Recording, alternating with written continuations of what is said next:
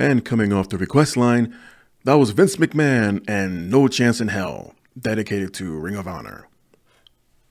Thank you for joining me and welcome to another episode of the JM Report. I am GoodOlJM coming to you from the CSP Studios in Tampa, Florida, the birthplace of pro wrestling.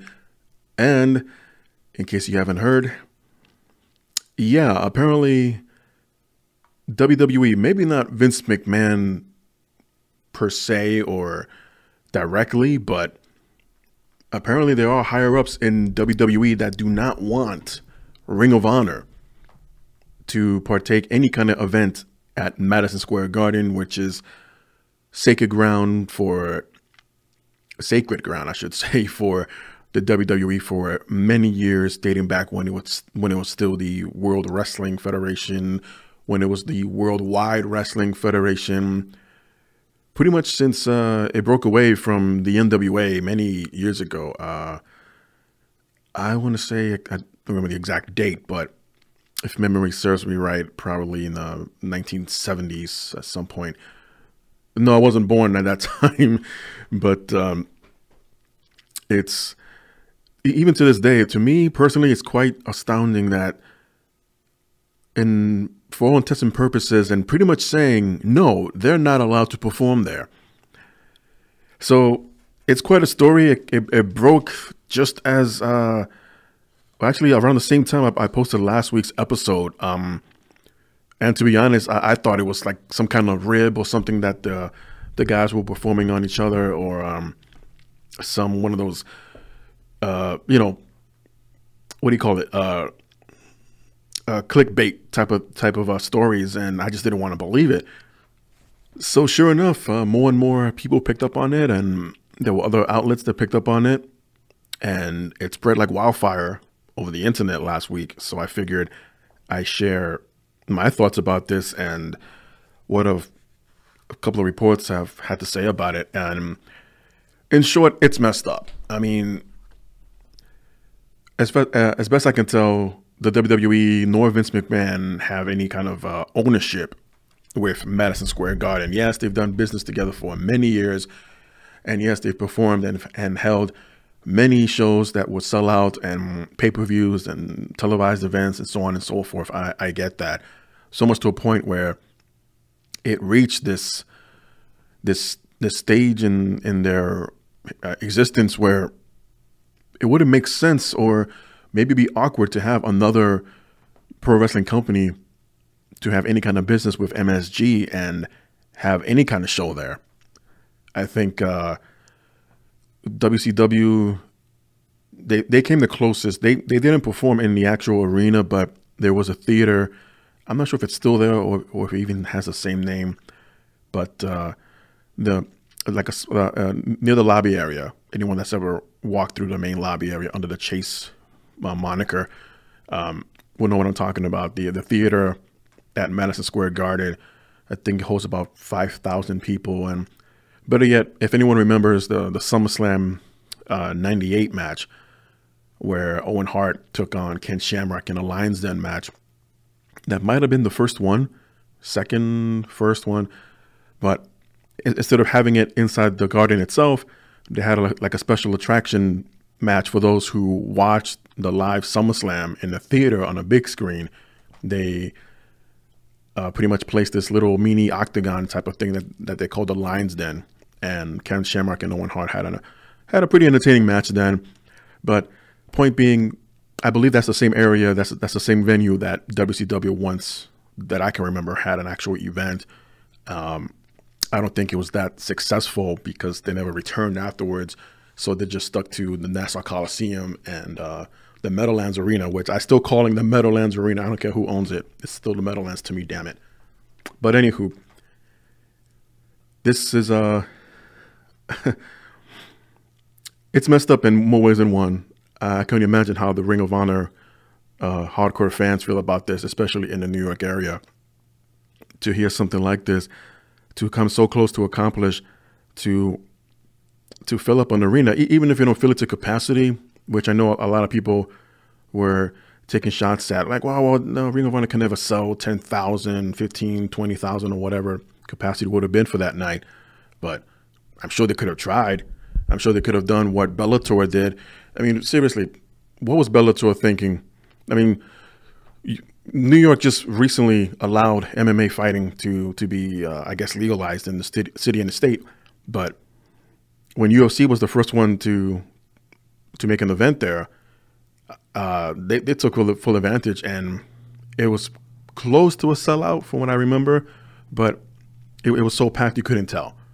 Then comes Bellator about a year later or so, and they only literally end up using half the arena.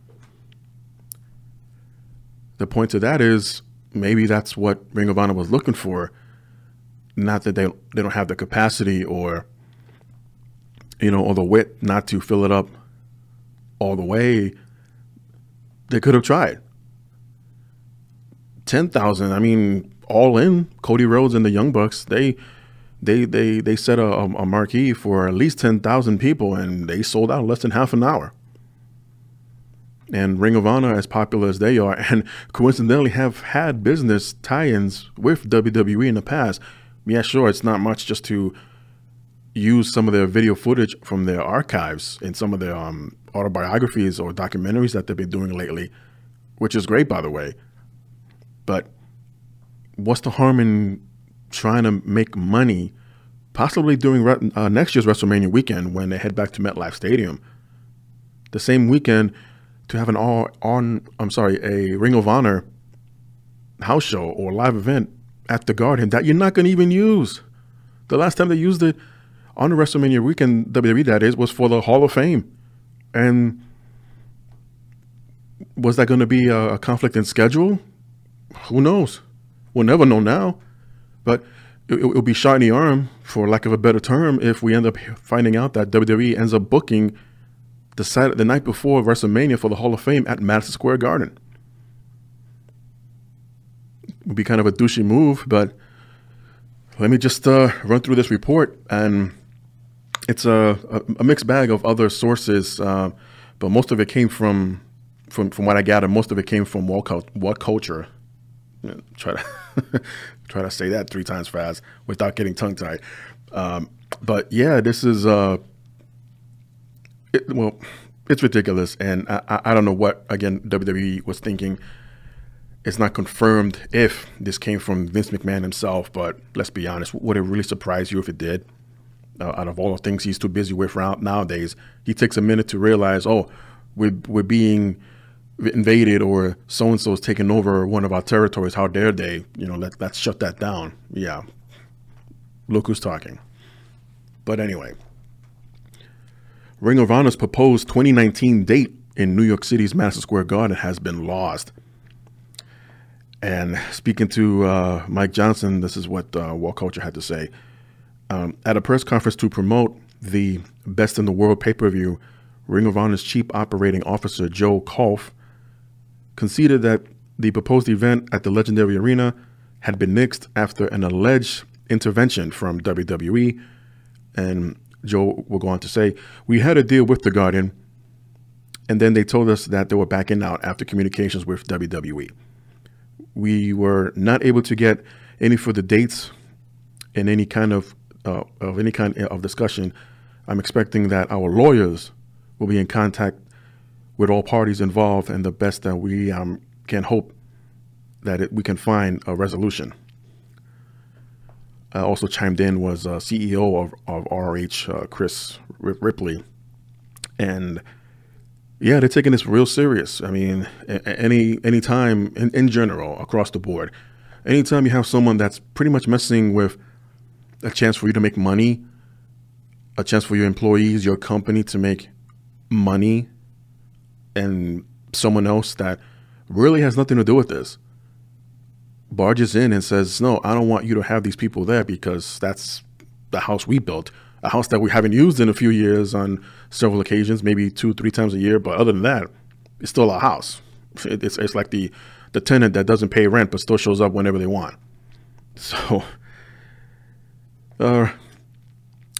Chris Ripley, and CEO of ROH, the parent group company of Sinclair Broadcasting, earlier this month revealed that the wrestling promotion had bagged a date for the show at some point in 2019, widely expected to coincided, I should say, coincided with WrestleMania weekend. MSG had reportedly been offered to host other wrestling promotions, with WWE favoring Brooklyn's Barclays Center in recent years for filmed events. It's understood that the cost of recording in the historic Manhattan venue have prevented the market leaders from running there regularly and save annual house shows. The company are returning to Madison Square Garden for one more show on July 7th, they being the WWE, and the venue let slip early this month that The Undertaker will be in attendance for that WWE house show, his first appearance at the arena in 8 years. No details have been released on whether the company plans to broadcast the event either live or later on its network, but Dave Meltzer also have chimed in, and he would add, as of right now, Ring of Honor are out of the date, which is, again, very, well,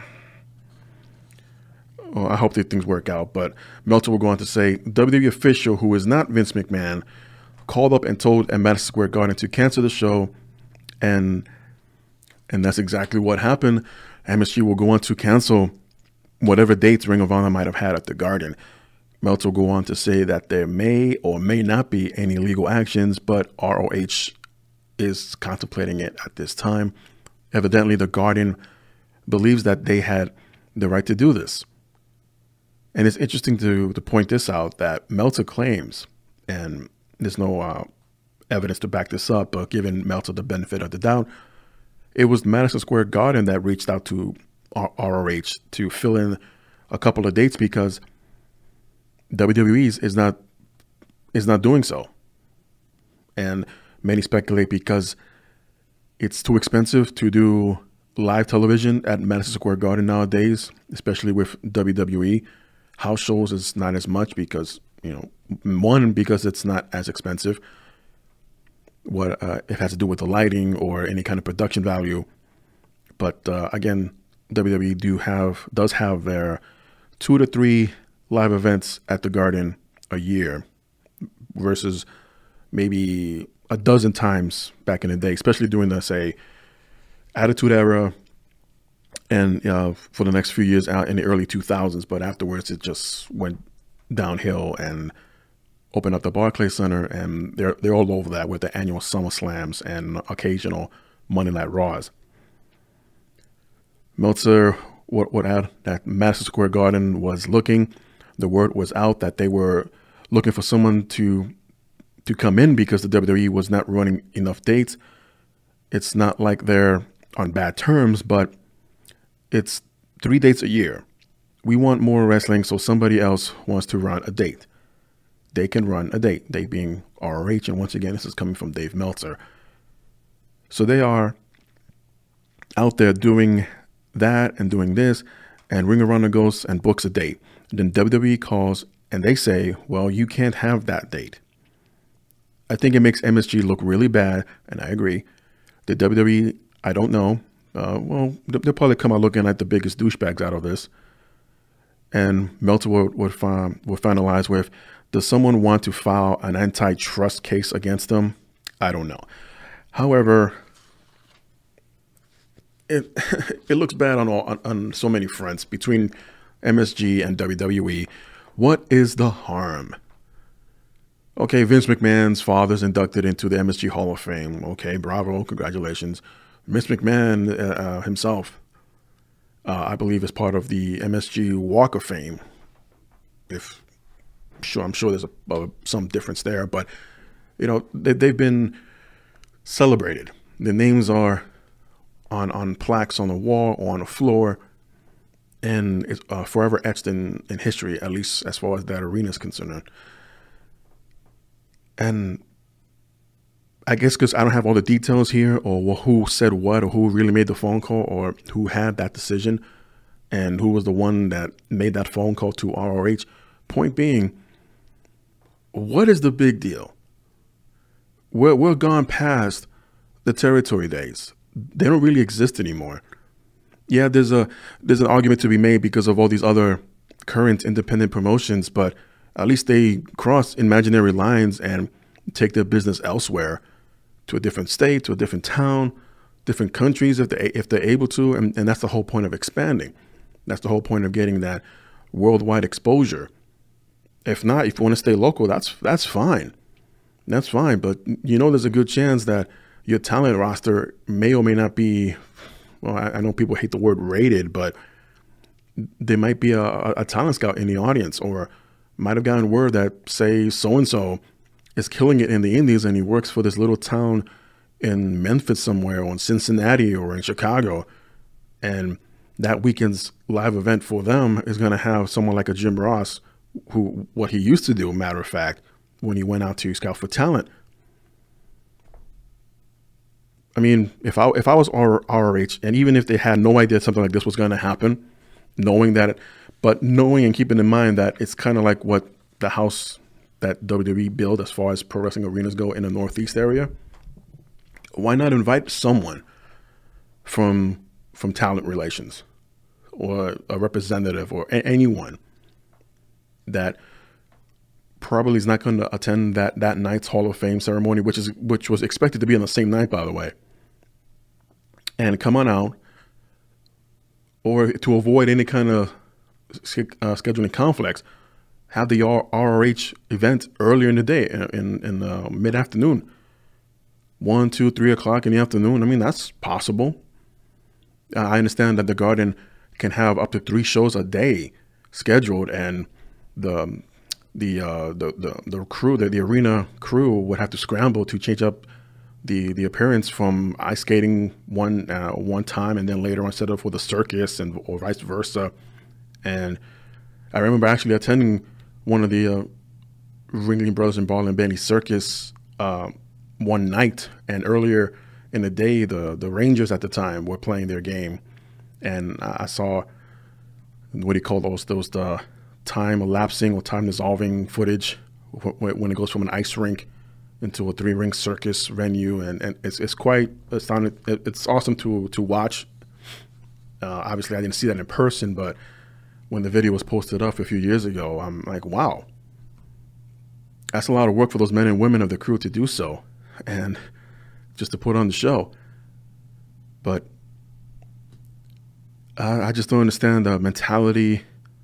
Why would WWE, again, maybe not Vince McMahon, I'll stick to maybe for now until we hear otherwise, but it's really disappointing, and something could have been worked out, and maybe not at the Garden, but and I know they've been there before at the Manhattan Center. I know they've venued in other areas in the New York City promotion, where they can have a 2-3 hour show, Ring of Honor that is, and have no quarrel with WWE if they happen to be across town. Ultimately, the fans are the ones that make that decision as far as what show they want to attend, and if all possible, attend both of them. But again, it's just a question of the schedule. I feel, and it's a wild idea, or it's not as easy as it looks, but I mean, have you tried? Has anyone tried this? Whatever name it would have been for Ring of Honor that day, that Saturday, to have the opening bell at, say, 2 o'clock, and it runs for about 3 hours. Okay, 5 o'clock. That'd be more than enough time to go home. Because I remember when I took a train to and from the Garden, 2 trains and a bus to go home and to the Garden. And the last place I lived in New York was about an hour and a few minutes. Give it an hour and 15 minutes. That would have been more than enough time for me, say, if I want to rush back and try to catch the Hall of Fame ceremony on television, wherever they decide to hold that ceremony. And, of course, the next day watch WrestleMania.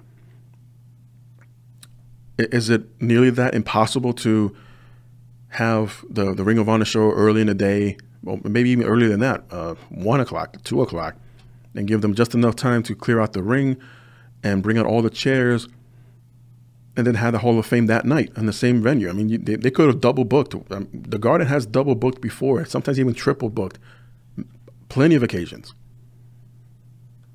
And as I mentioned, to go from an ice rink to sometimes even a basketball court or vice versa, or to the ring, the 3-ring circus in one day. It's not impossible. Yeah, it will be a rush job, but ultimately, that's a joint effort between the MSG crew and the WWE crew. Maybe I'm thinking too far out of the box. Maybe some kind of wild pipe dream, but all I know is that there could have been something that could have been worked out way in advance, and ROH could still have their show. And maybe they still can. There's enough time between now and the weekend of WrestleMania in 2019, and something can be worked out. I think that it's been done for the past few years, so I don't understand why all of a sudden they got to stick up their ass and they want to just shut down everybody. But for now, so far, it's only been ROH. In this case, where WrestleMania weekend comes to town, and everyone under the sun that runs a promotion in relations to pro wrestling would come in town and have their own show. And it may not even be a wrestling show per se. It could be just something simple as a meet and greet. You know, the stars of WWN are going to be meeting fans at the local, I don't know, Best Buy. And across town, there's the women of Shine Wrestling going to be signing autographs at Home Depot. I'm just throwing out examples here. And the Wasamoan family with WXW is going to have like an outdoor event venue in some kind of outdoor mall, mini mart parking lot set up with a ring there. You know, it's been done for the past few years. I can't remember. I'll say since maybe WrestleMania 28, 29, or whichever year WrestleCon began. Maybe earlier than that. But WrestleCon, I believe, was the first company to simultaneously have events just as WrestleMania does, with the Hall of Fame, with meet and greets, and heading out to these rented out convention centers or rec centers or whatever. But it would all happen at the same time. Once in a while, yeah, there's a ring set up and they'll have a couple of matches just for the sake of having a couple of matches. But in short and point being, it all coexisted. And here we are less than a year later before one of those companies can have something big, something special at probably one of the biggest arenas that a pro wrestling event can be having. Right now, the biggest bully in this fight is the WWE. And the one in the middle, the man in the middle, if you will, is MSG, and had to go back to ROH and say, sorry, guys, because they said so, or they don't want you there, or whatever language or words were phrased in whichever order. It's completely and totally wrong. And I mentioned before, if there's an opportunity for you to make money and make a lot of people happy, to hire a bunch of people that will probably be available, and you know, that could have been another issue, but unless there were contracts signed ahead of time, kind of like what James Ellsworth had to go through. He had a show in China, I believe, a couple of weeks ago, but then bowed out because WWE came calling and wanted him to attend that Sunday's Money in the Bank when he had a show scheduled in China the night before. Whether it was money talks or Ellsworth didn't have a contract other than the handshake agreement to show up, hopefully he wasn't paid. And if he was, he should have given that money back for a no-show. But if that's the case, I mean, there's plenty of time to have worked things out. And I hope cooler heads prevail and MSG gets that, not only this stick, but that head out of their asses, and come to terms and realize that what they did was wrong, and to, well, I don't want to say bullied, but you never know, but to be placed in the corner and told by whomever it was from WWE to say, you go back to ROH and you tell them that they're not allowed, if not ever, to have a show of any kind at MSG. And that'll be the end of it. I really hope ROH has their second chance, or some kind of vindication at the end of all this. It's really a shame, and I just want to see this work out, personally. You know, been a fan long enough to realize and to know when what's wrong is wrong and you really screw these people over.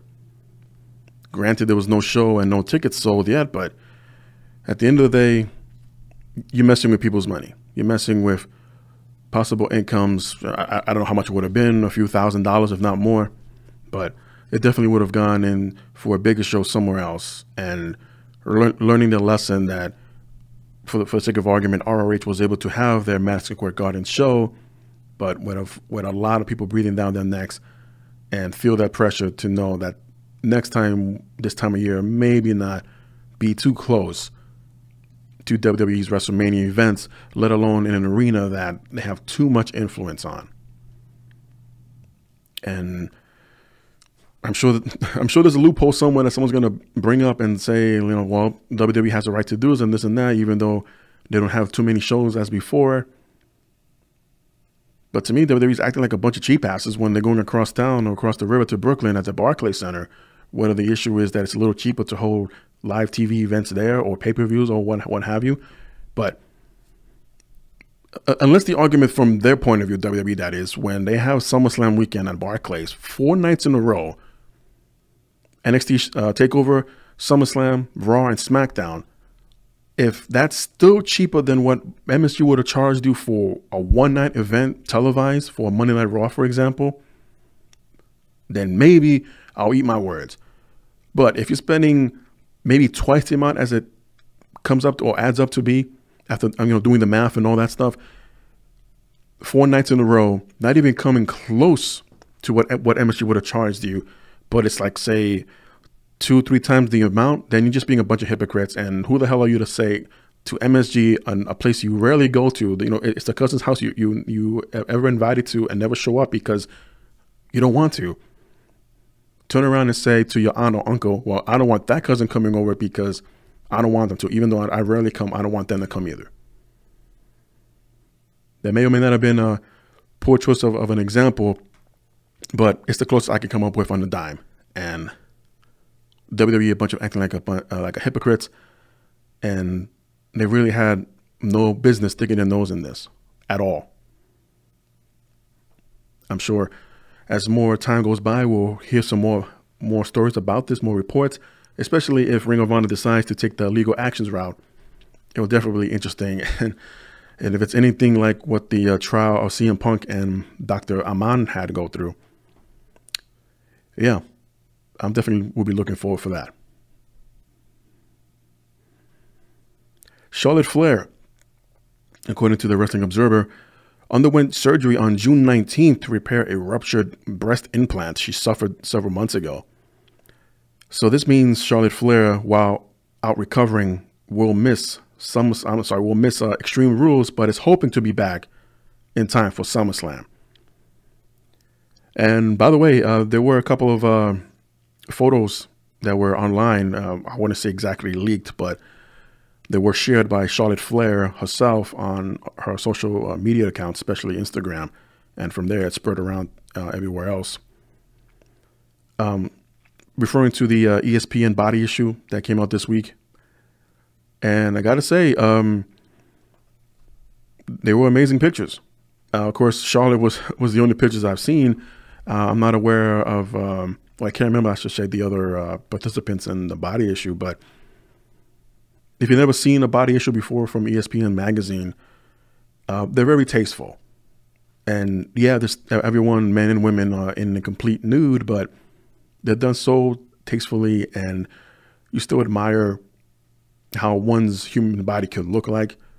You can appreciate how much tremendous shape that person is in.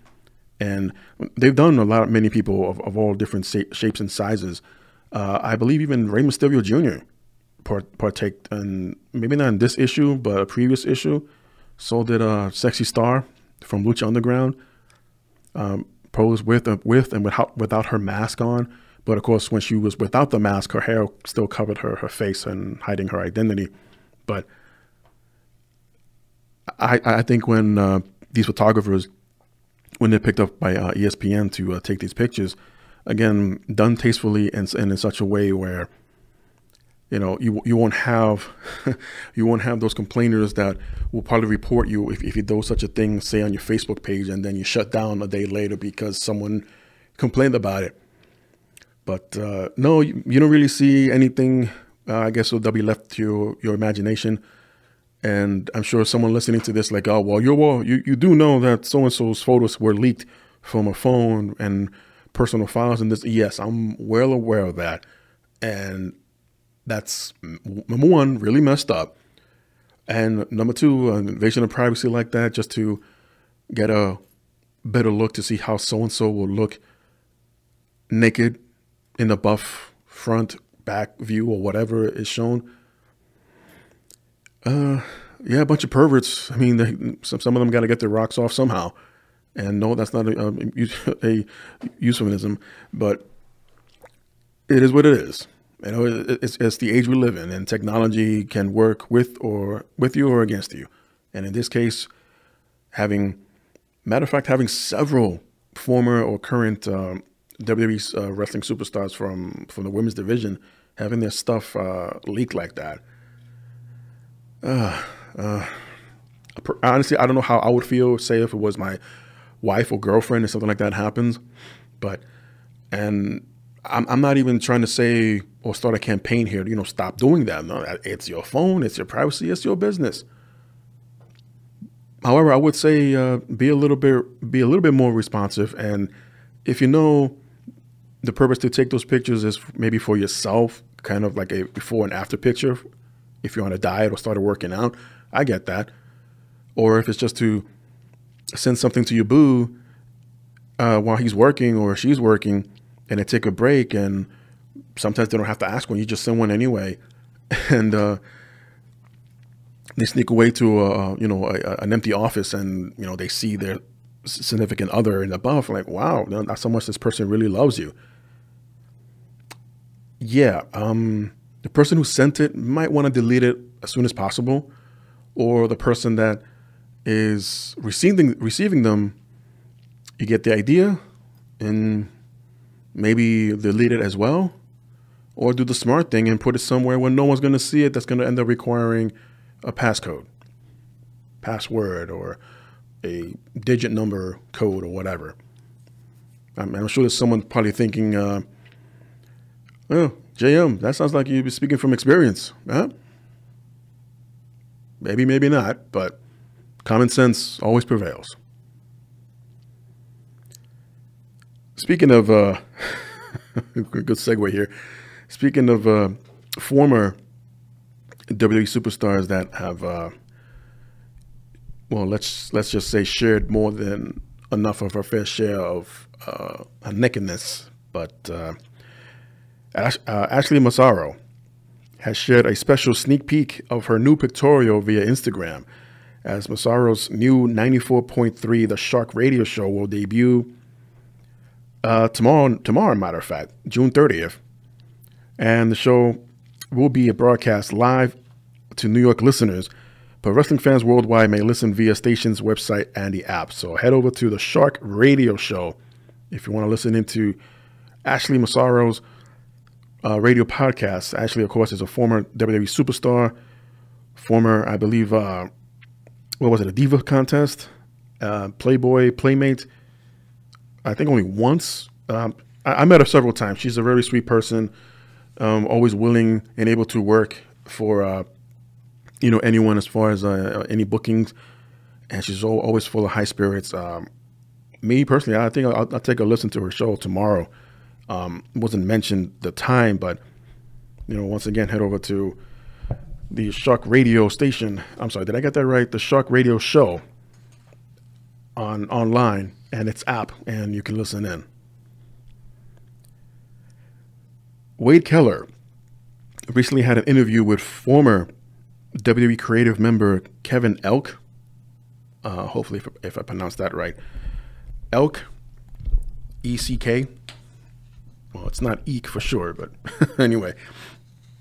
But Wade Keller had an interview on the Wade Keller Pro Wrestling podcast, and Kevin opened up about working with or for Vince McMahon, and couple of things he pointed out, which I found very interesting, and it almost all but confirms what a lot of us have been speculating for a really long time. And this is what he had to share, Kevin, that is, when it comes to Vince McMahon's memory lapse. As Vince has gotten older, I think he has become more forgetful with things that are there. And there were a lot of instances where he had to be reminded. He would just flat out ask, "What did we do on Raw last week with this guy? What did we do?" Kevin would want to say he would need to be caught up to speed. Granted, he was in his late 60s, early 70s at that point, and responsible for a lot of programming and seen a lot of angles over the years and seen a lot of TV shows. One of the funniest things I recall is Vince one time in a booking meeting. Is Brock Lesnar against somebody, and Vince was trying to think of what the finish could be, and he literally says this in a booking meeting: "What's Brock's finish again?" And it wasn't a joke, Kevin said. There was a kind of a pause, and somebody spoke up and said, "The F5. Then it suddenly dawned on Vince that he had taken the move not too long ago and hurt his hip and made a joke about it. "Oh, that's right. My hip didn't like that move very much." He could not remember the F5. Also, Kevin also went on to say he cannot fathom this era of women's wrestling in comparison to the time he was there. When McMahon and WWE television producer Kevin Dunn, there's another name for you.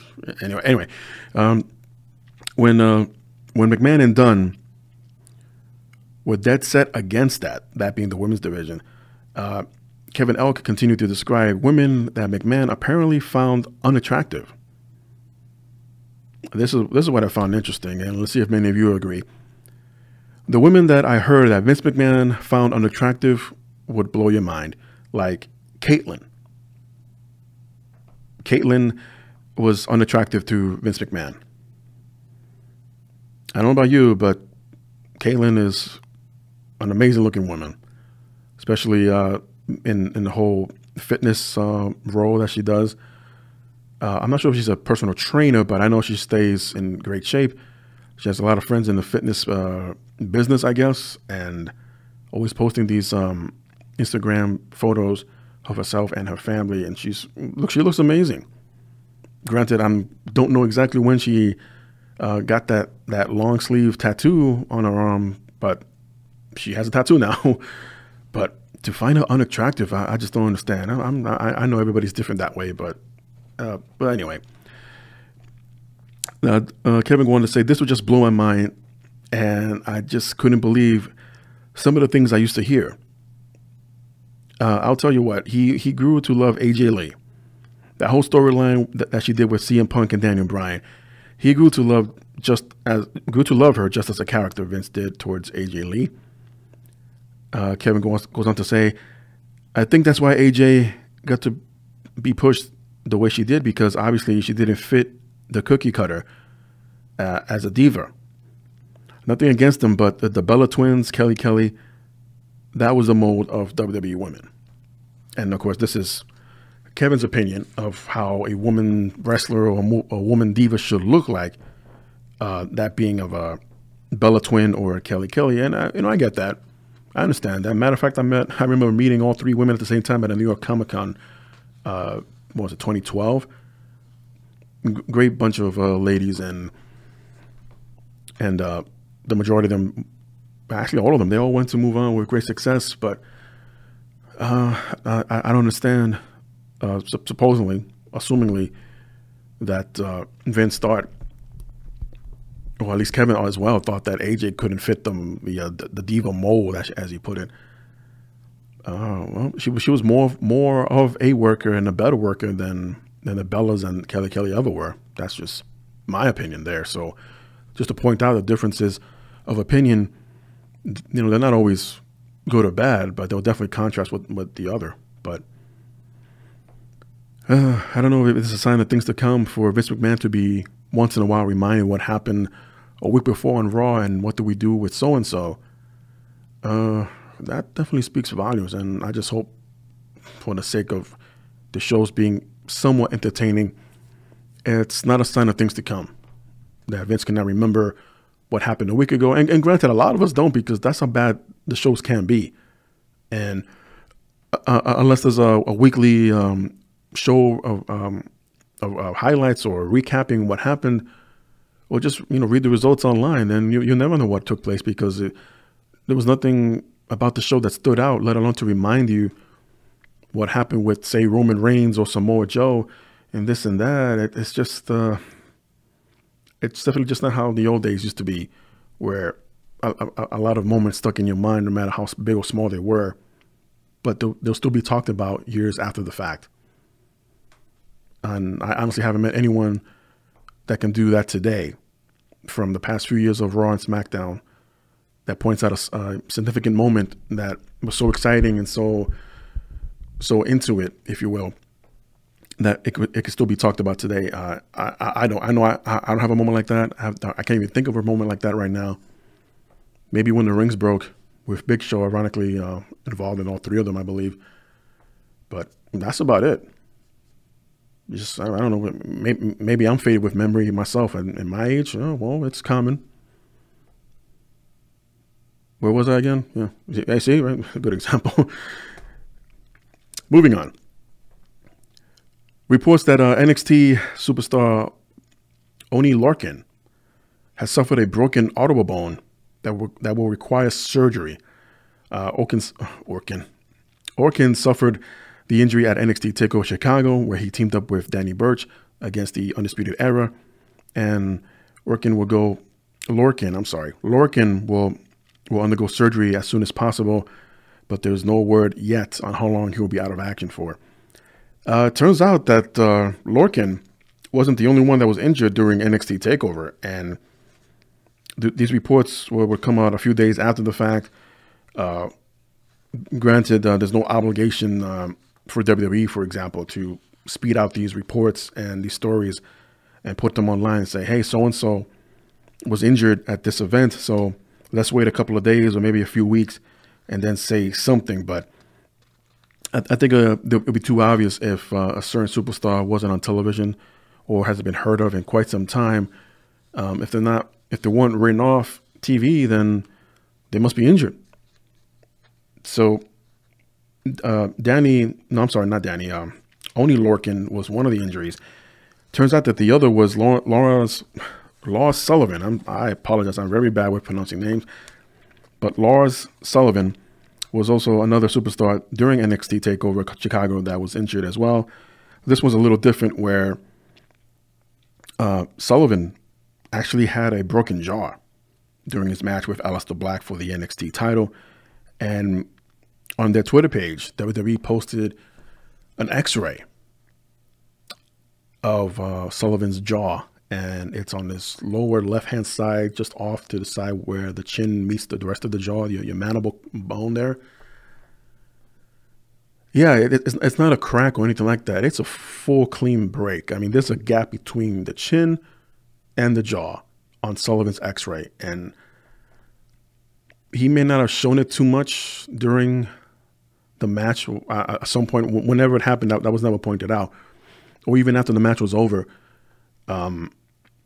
He didn't he didn't appear to be in any kind of agonizing pain, but I can only imagine. I mean, broken bones, some people, depending what it is and where it is, may not feel pain necessarily, but definitely uncomfortableness. And it's no joke. It's a different kind of uncomfortableness you've ever felt. And it's kind of hard to describe, but when I broke one of my fingers, and it was a clean break where there were basically two sides of the finger, right above, what do you call it? It's not the knuckle, but the next joint that bends the pinky. I guess would be the one in the middle.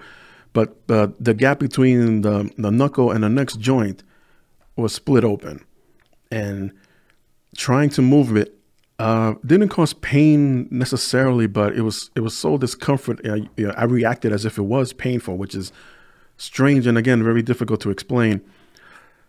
But to have maybe that kind of similar feelings with your jawbone, your chin there, oh my goodness! If you haven't seen it yet, head over to Twitter's WWE page and you see it for yourself. You know what I'm talking about, because this guy Sullivan, he's a monster. He's big as one, and unfortunately, you have to be sidelined for a while. No mention beyond what I said as far as surgery or how long he'll be out of action, but it just goes to show how hard these guys at NXT work. And hopefully between Sullivan and Lorcan, when they do make their comeback, that their injuries aren't forgotten, meaning, you know, you basically busted your asses and broke a bone or two to show that you really want this. You have the passion for it and the heart to go to higher lengths. Hopefully, you know, not breaking too many bones along the way, but definitely showing the fact that these guys really want to be there, really want to work the way up to the top, wherever it is for them, and make it and be recognized and one day be legends in the business. I really hope that for both of them. In a bit of spoilers, in case you don't want to hear this, you may skip ahead a couple of minutes, but it turns out that local news station KSAT ABC 12 in San Antonio, they will be the host city for this year's Hell in a Cell. And it will feature two major main events. Now, it's quite possible this might change, but let's stick with this as far as what's currently going on in storylines between Raw and SmackDown. But on September 16th at the AT&T Center, wrestlers compete inside a 20-foot high roofed cage that surrounds the ring and ringside area. And fans will get to see Roman Reigns take on Kevin Owens and WWE champion AJ Styles versus Samoa Joe for the championship. So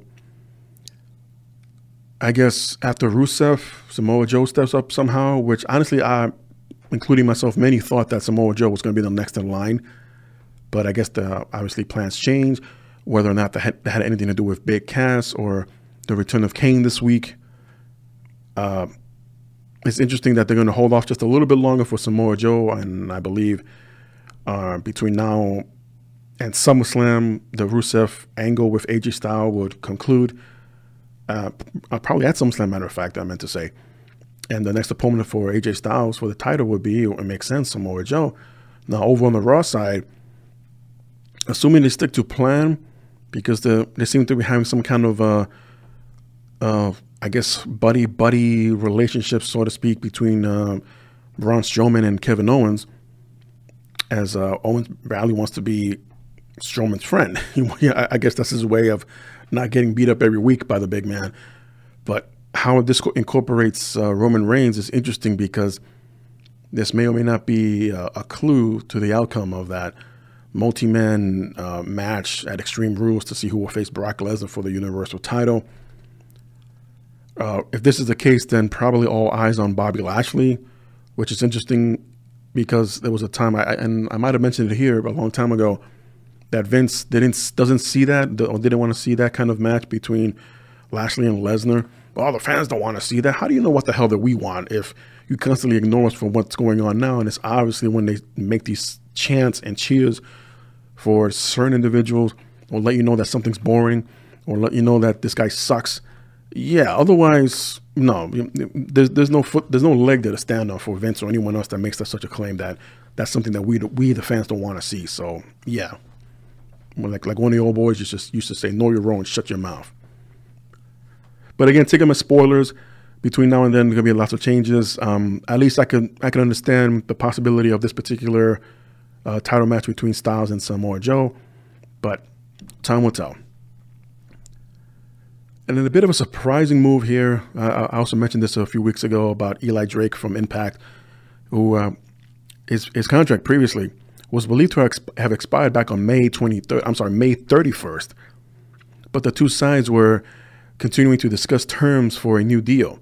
Drake later on commented about his contract status on X-Pac podcast 12360 and said that his deal did expire, but he worked out a short-term extension so he could formally work out a deal with Impact in the meantime. So makes sense. I definitely will see Drake sticking around with Impact a little while longer, and of course you gotta have a way to have income. So I'll keep working while we work out a deal, but nothing's guaranteed yet until such a deal is worked out, or if not at all, then Drake, NXT can always be a backup plan for you.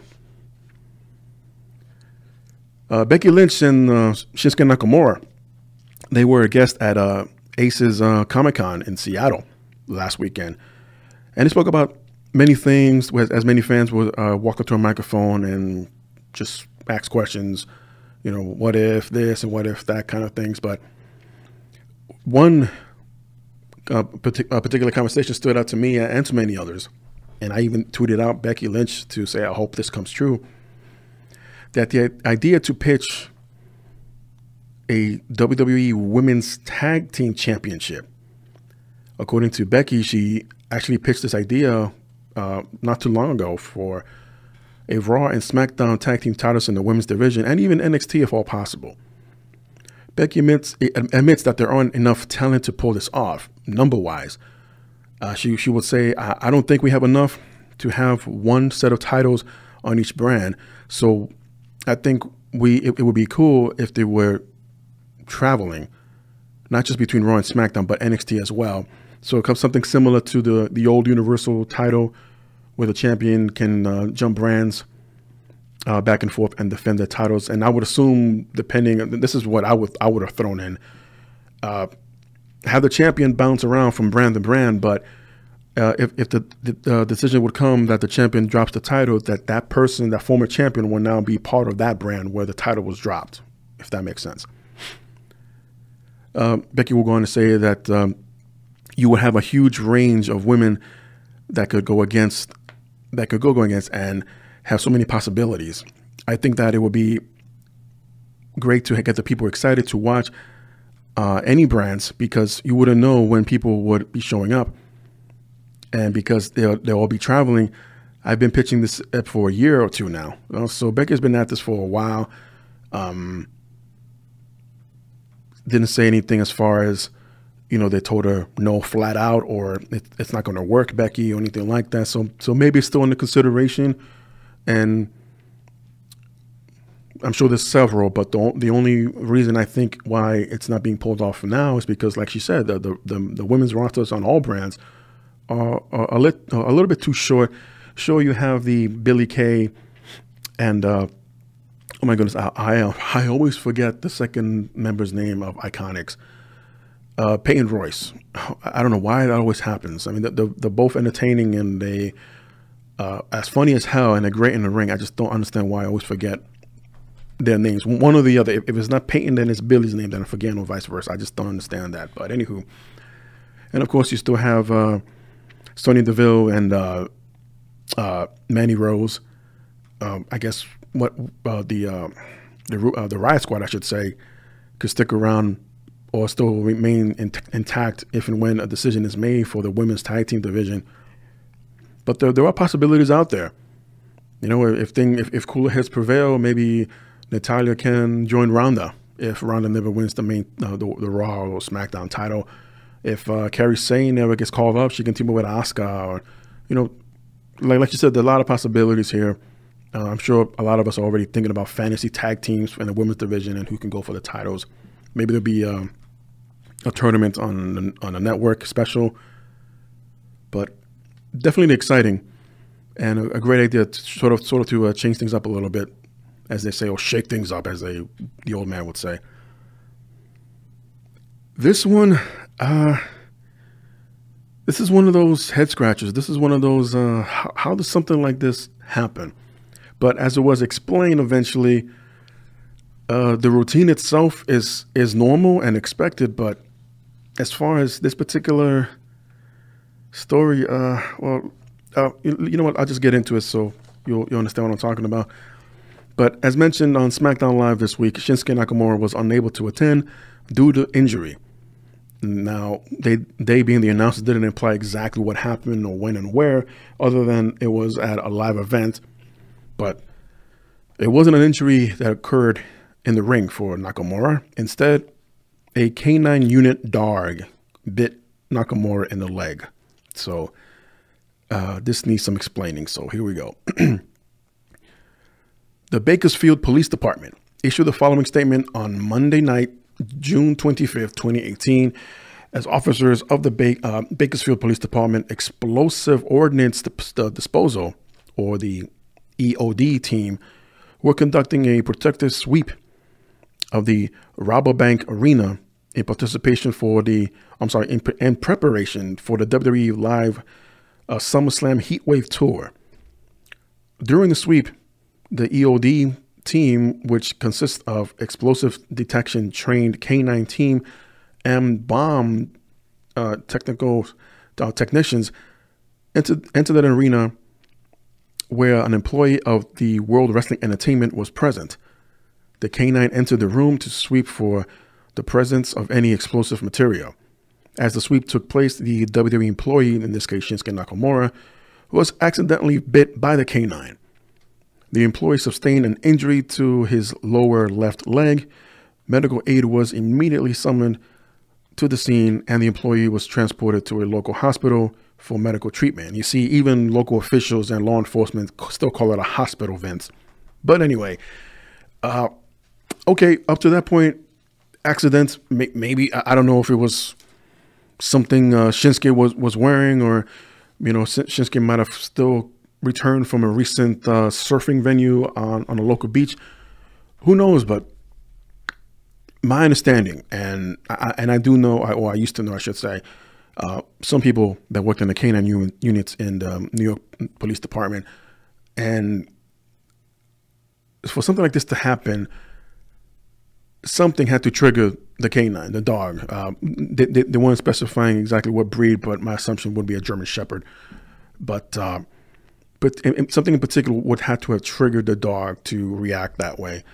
Again, it doesn't explain too much, but I can only assume at this point that Shinsuke did not startle the dog, or maybe as Shinsuke was sitting there or standing there, again, doesn't explain. So in order for the dog to continue sniffing around the area, Shinsuke maybe wanted to step aside, and the manner that he did it startled the dog, and his only reaction was to bite the nearest leg he could find. I mean, there are a few possibilities here how or why this happened at all. I would assume they're avoiding any kind of legal actions here, and that the Bakersfield Police Department will pick up the tab here as far as his medical bill. But yeah, this is very unfortunate. We were expecting a United States Championship match between Shinsuke Nakamura and Jeff Hardy this week on SmackDown. Obviously, it didn't happen, as that went to Eric Young of Sanity, which was a great match, by the way, between himself and Jeff Hardy, a rematch of sorts from TNA. But this really sucks. I mean, sure, at least maybe once a week you hear about this in the news, you know, World News Tonight or something like that.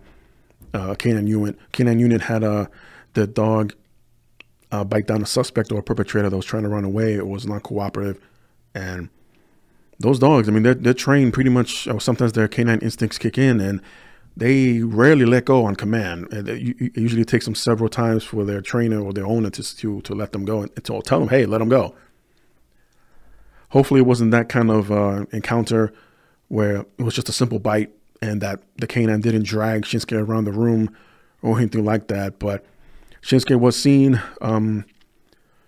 last night at a live event on crutches. So he's in good spirit. Hopefully this heals pretty quick and there aren't any severe damages as far as any nerve issues or anything like that. It wasn't clear exactly the location of the bite itself, or other than the lower part of his leg, his left leg. But I mean, by the shin, the ankle, you know, the Achilles heel, you know, how low are we talking about here? But hopefully more details will come out later, and that Shinsuke, if he hasn't already, post some kind of response message or video on his social media account.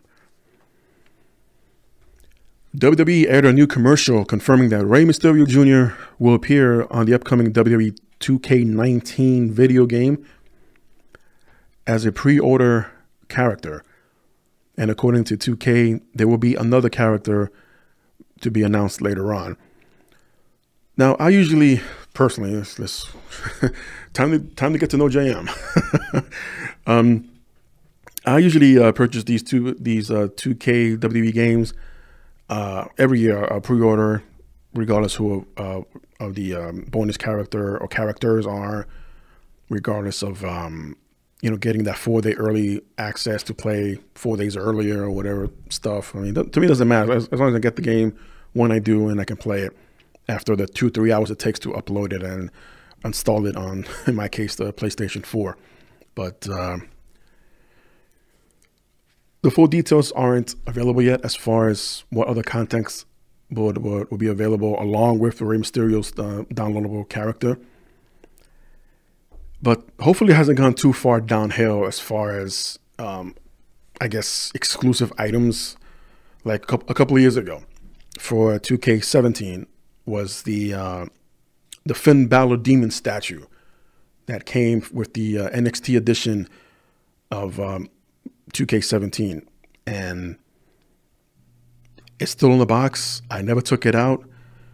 I may or may not have Finn Balor sign it for me one day, but I was like, this is the kind of stuff that 2K needs to do more of when it comes to WWE games.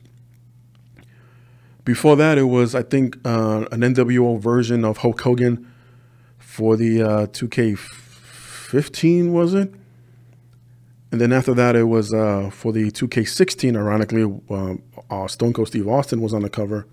And you had the, what came with that?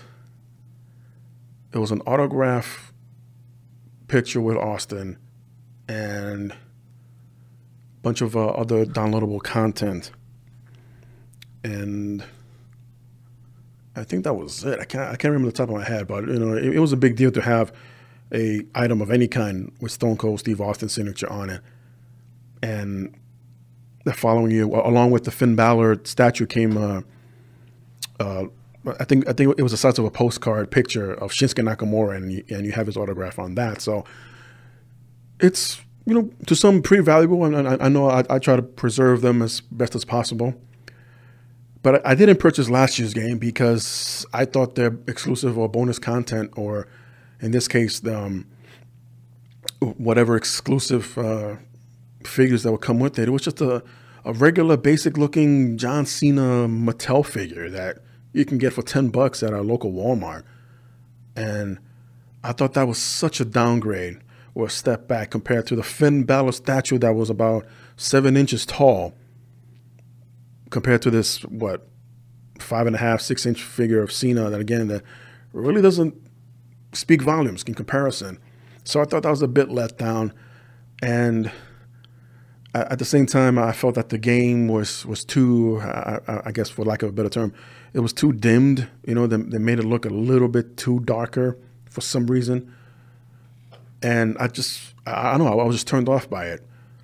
And I was hoping that for this year, not only do you have a worthy person to grace the cover, in this case it's AJ Styles, but to have kick-ass content and more legends to be added, and obviously an updated roster.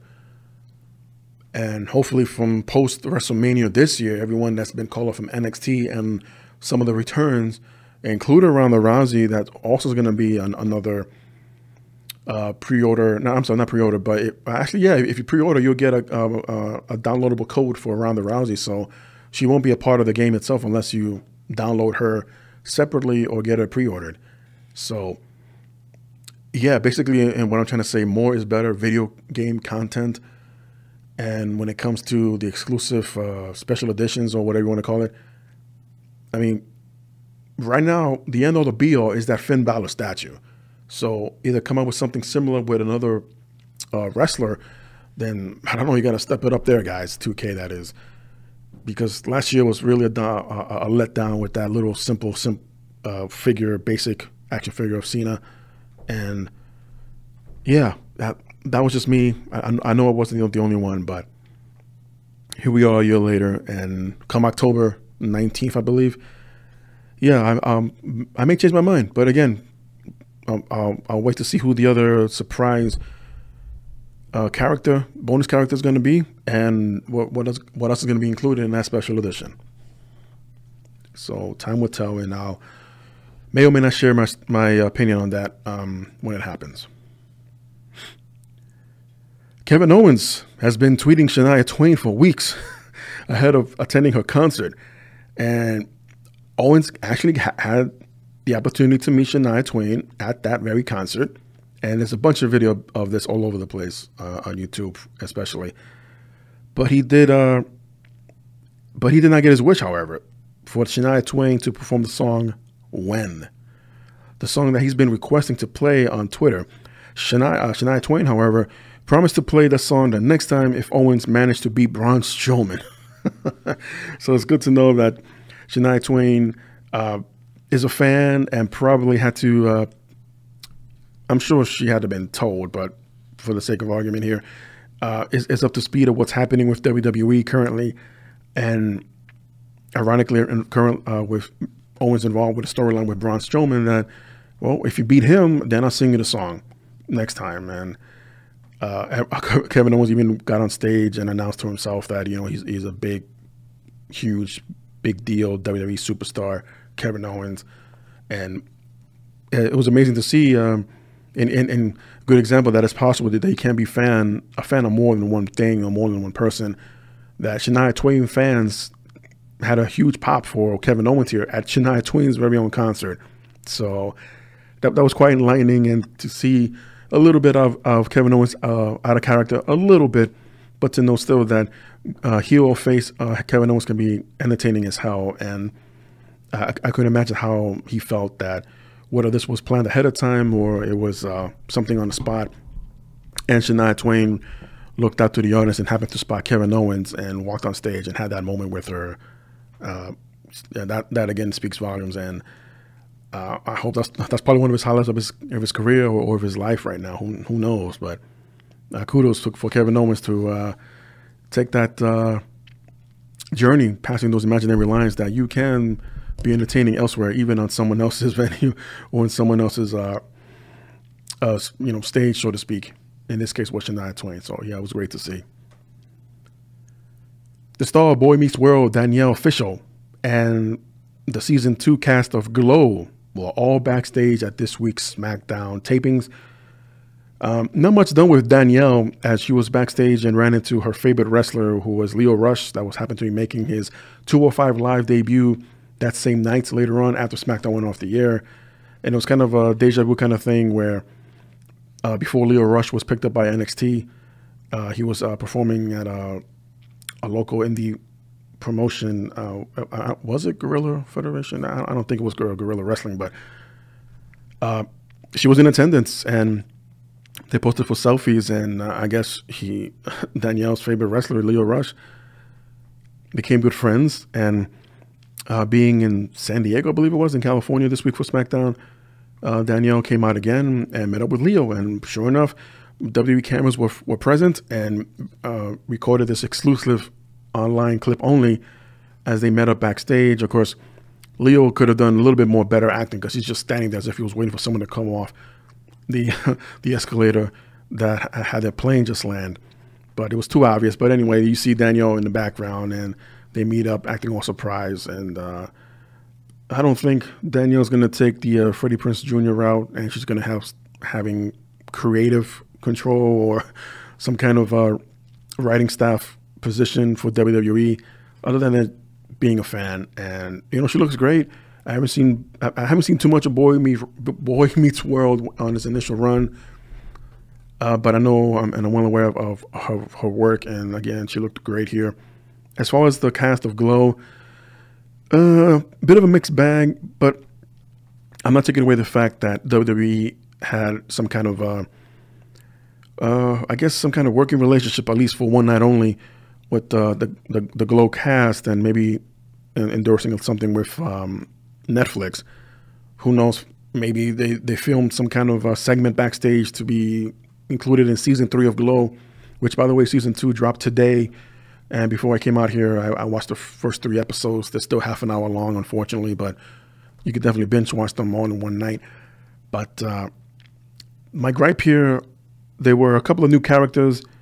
I guess they were new to the season, so once I saw the first few episodes this time around, I knew who they were.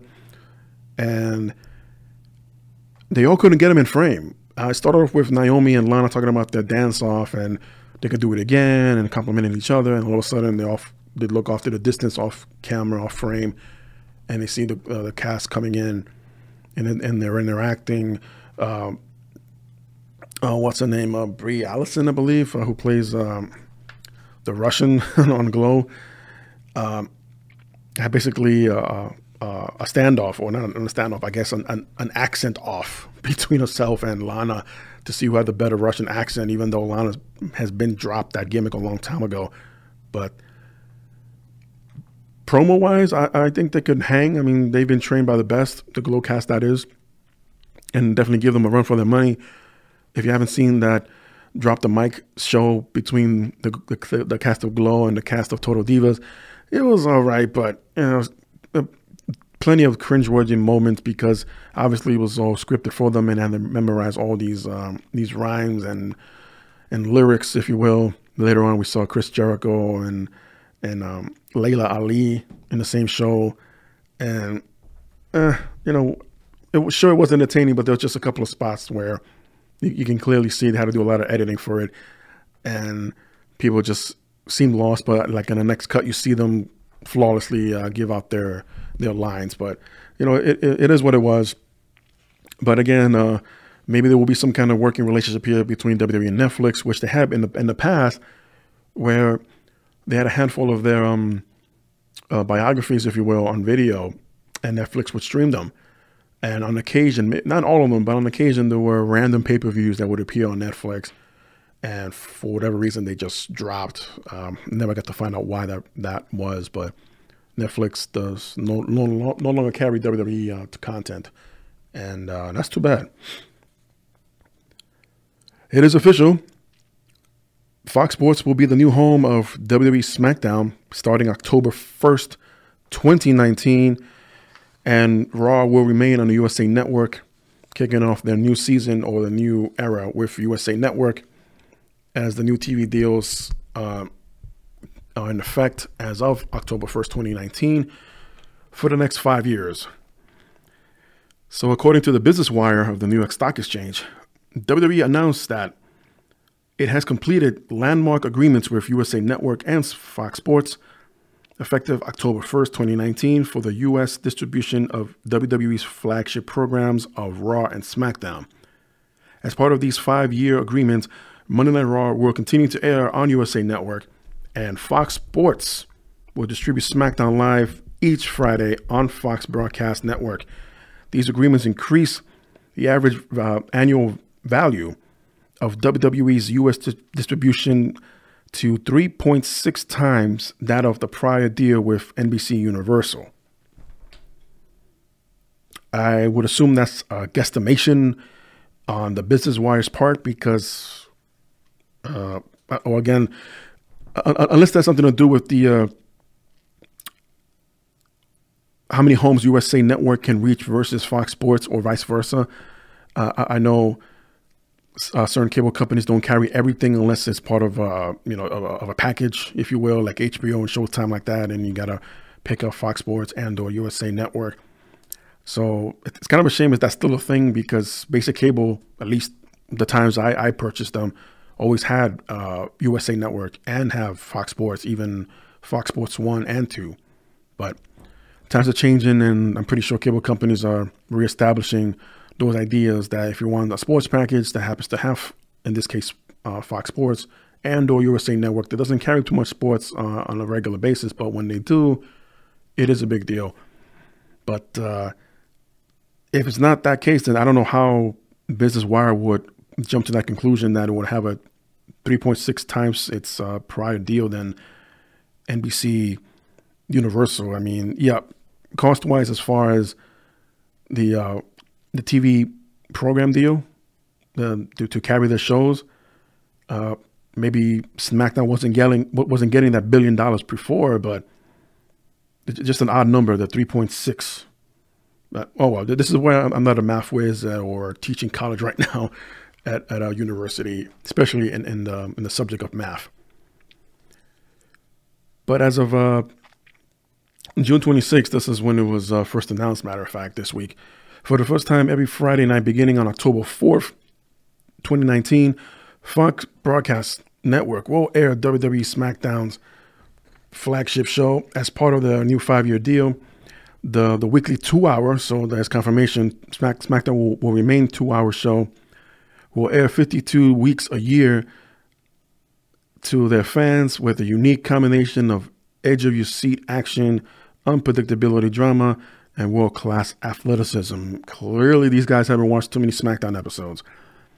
On the USA front, once again, off the New York Stock Exchange report, that it was also announced for the 5-year deal, and that the new agreement for the live Monday Night Raw weekly show will remain a 3-hour block, which commences in October 2019, as the relationship continues with WWE and USA, spanning a 3-decade-long relationship.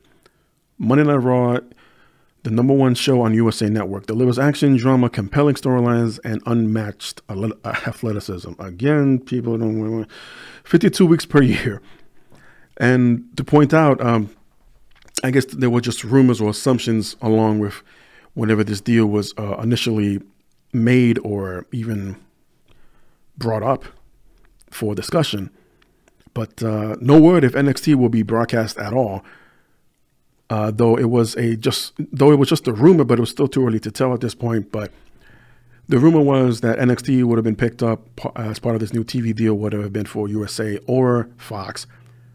But my question would have been, then what happens to the weekly show that already broadcast on its network?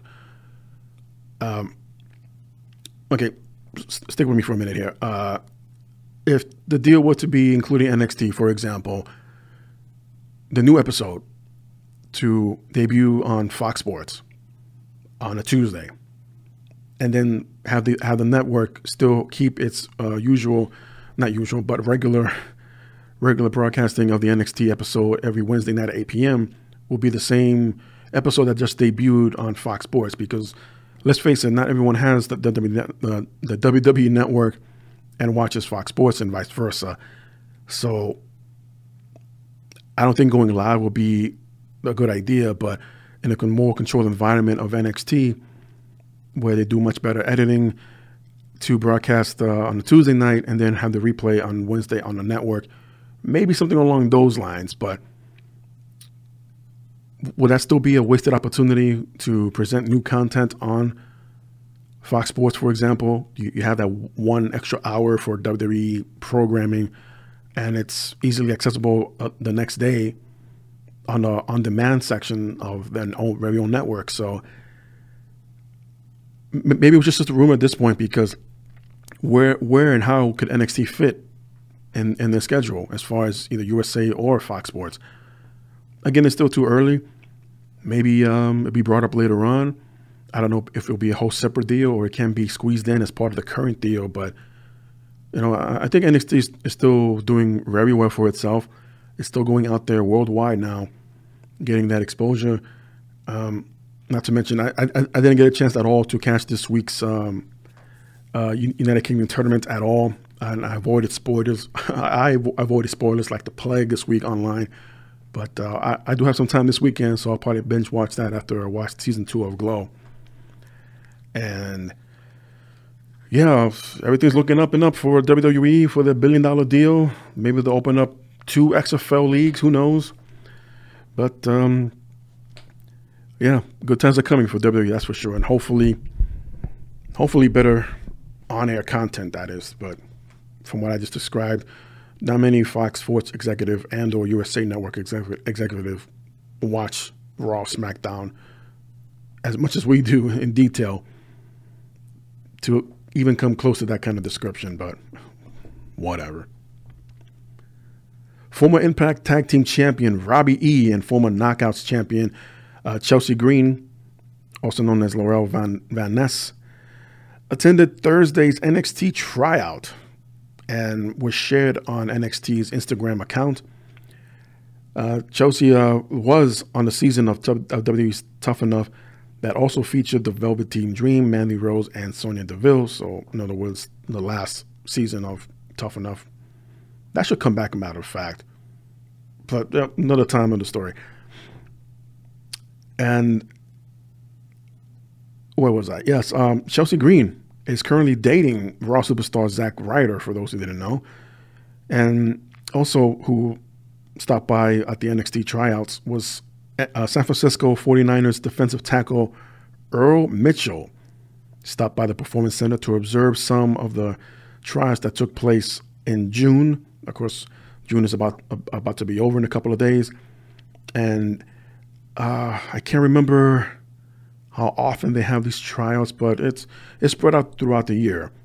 And I guess if you have some time and you want to stop by, but I think you need to apply just like you would apply with a job. You would have to present some kind of background to yourself, whether it's independent promotion or, in this case, with Earl Mitchell having a football background, basically showing some kind of athletic skill. Otherwise, they probably wouldn't even give you the time of day, let alone let you through the door at the Performance Center in Orlando. But it's interesting to see that Robbie E. had a tryout, and Chelsea Green may or may not have anything to do with the relationship with Zack Ryder, but still, that should be neither here or there. If the girl has the talent and the athleticism and above all the passion to do this, her and anyone else with the same capabilities should have that opportunity and chance to show off such skills. So hopefully things work out, especially for Robbie E. I think I enjoyed his I know I did enjoyed his work over at TNA at the time, and I don't know his full story as far as what happened and what led for them to walk away from each other, but definitely have to get that opportunity, similar to Bobby Roode and for a very short time James Storm, but an opportunity nonetheless, and hopefully this can work out for everyone. Well, congratulations on an order as of this past Wednesday. Maurice Mizanian, or simply known as Maurice, not only celebrating this year the fact that she's become a mom, but also has now become a U.S. citizen. So congratulations to Maurice and The Miz, as the French Canadian is now an American citizen. So I would imagine she would have dual passports and dual citizenships. And I say congratulations and keep up the good work. Don't know if they want to have another little Miz running around anytime soon, but if Maurice were to return to WWE as a valet, manager, or another member of the women's division, there's no better time than now, because we've known before that certain former women's superstars, once they reach motherhood, it's very difficult to let that go, and they just want to spend more time with the baby. And there's absolutely nothing wrong with that. I completely understand that. You've been away long enough before the baby was born. You'll be away from your parents, you'll be away from your partners and all that. And then the plans are to have a child or two. And it just changes a person. I mean, I haven't been there myself yet. I can only imagine what kind of experience that would be. And depending on where I am career-wise, I probably would have to face such a tough decision to tone down my career or want to spend more time at home, or some kind of combination. But either way, this is definitely great news for Maurice and her family, and of course for The Miz, which I can imagine were more than excited for this. And only more good things can come out of this. And yeah, keep up the good work, Maurice. Former WWE superstar Gene Snitsky has announced that he will retire. The man is only 48 years old. If you see the man or met him, you wouldn't even have a guess that he's 48 years old, but he's in such tremendous shape for a man his size and his age. I mean, he always was, but he has more of a lean cut look to him now, more definition on his physique, and he looks great. But he announced that he's going to retire from pro wrestling after doing a few more shows. As a matter of fact, Snitsky said that he wanted to spend more time working on his weight training and appearances, as well as spend more time with his girlfriend after his retirement. On Instagram, he posted a message to everyone. Only going to do a few more shows. I decided to move on and focus with other things. As I mentioned, his weight training, for example. And of course, the appearances, just no more in ring competition. Appearances meaning probably more meet and greets, just not appear in the ring for any other length of time other than whenever his official last date will be. Shinsuke will go on to say, I've been losing the love over the last few years and honestly don't like the way wrestling is going. Just want to thank all my fans, for without you, there would never have been a Shinsuke. I truly love my fans and always will. Thanks for taking the time to watch me perform. It means the world to me. What can I say? I haven't met the man before. I would love to. But to make a statement such as he's been losing the love for over the last few years and he doesn't like where wrestling is going right now, I mean, that's a lot of us, let's be honest, especially in recent time. But I would imagine this was a real tough decision to make, a real mental decision other than emotional. I mean, there was a time, especially when he was with WWE, away from his family, and at 48 years old, I don't know if Shinsuke is a father, but let's say that he isn't. And at this point in his life, at this point of his career, and as I mentioned about Maurice, I mean, you know, you do reach that point where maybe I want to be a parent right now, or maybe I just want to settle down and raise a family on my own. But to do that, I would have to possibly give up my career or sacrifice something that I've been wanting to do for a long time as a kid, if not younger, to give that up to start something new. Oh, of course, all for the better. But it's just a really tough decision to come to. I can imagine how much soul searching Gene Shinsuke went through just to come to this conclusion. But, you know, as you said, you know, he loves the fans and he's very thankful and appreciative that we're all going to remember him, especially during his "it wasn't my fault" gimmick with Kane and Lita.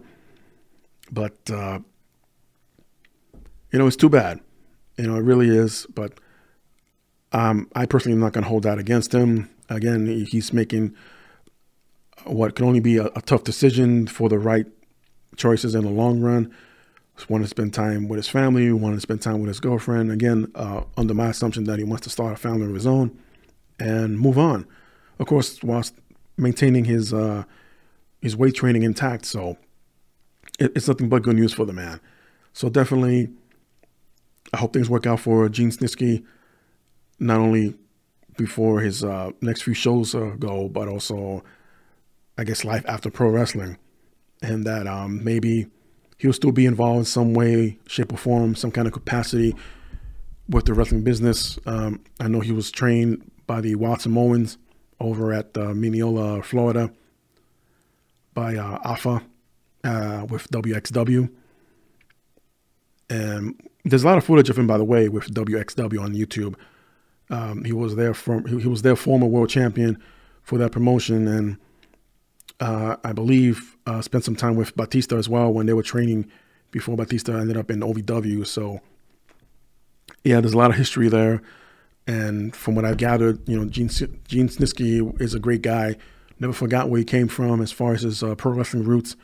And whenever he could, make contact or communicate with those that helped him get to where he is now. So hopefully he will have a proper send-off when and wherever his last appearance will be inside of a wrestling ring. And once again, that things will work out for him in the future. So Gene, if you're listening, good luck, buddy. And that one day I can tell you myself in person by shaking your hand and say, thank you for all the memories. Thank you for field goal punting a plastic baby up the ramp and saying that wasn't your fault either. And the interactions you had with Kane and The Undertaker and John Heidenreich that one time. So definitely plenty of good times and good memories you left behind. So thank you, Gene Snitsky, and good luck in the future. So with that said, I want to thank everyone for joining me. No Raw SmackDown review this week because there was just so much going on with me, though I was aware of the high points of, you know, Kane returning and the interaction between Lashley and Roman Reigns and what's going to happen at Extreme Rules with this multi-man match. Still haven't determined who's going to be, or at least what kind of match is going to be, to see who's going to face Brock Lesnar at SummerSlam. Whether or not Braun Strowman will cash in, then time will tell. But he's dealing with Kevin Owens right now, and of course, Team Hell No seems to be reunited on SmackDown, as looks like they're going to go after the SmackDown tag team titles versus the Bludgeon Brothers at some point, maybe at Extreme Rules. Matter of fact, no, I think Paige announced that at the very end of the show. They were so pressed for time that they sent Paige out there like, well, we got like a minute or two to spare. And it's just Kane and Daniel in the ring just walking around, and after hugging for like 5 minutes or like a lifetime, it seemed like. But they sent Paige out there really quickly in the less than a minute time they had for air. And she announcing that there will be a tag team title match between the two teams. So, yeah, just a lot going on. And as I mentioned, I missed the UK tournament, I guess, premiere, if you will, even though it was taped a week ago. And again, I just wanted to avoid the spoilers on that. But again, thanks for everyone for joining me here on the JM Report. As always, you can always leave a comment or any questions down there in the comment section below. Like, subscribe, all that good jazz. You can follow me across social media as listed in the description. And I will return next time with a new episode of the JM Report. So everyone, enjoy your weekend. Stay cool. And for those who are battling those forest fires, so stay safe. You are just as valuable as the next person, but you cannot be replaced as your lost TV set or your tables or your chairs that are burnt down, unfortunately. But there's only one of you, and if you've been ordered to evacuate your areas, please do so in a very safe and calm manner, just to save yourself, your family, and your pets. Don't forget your pets, please.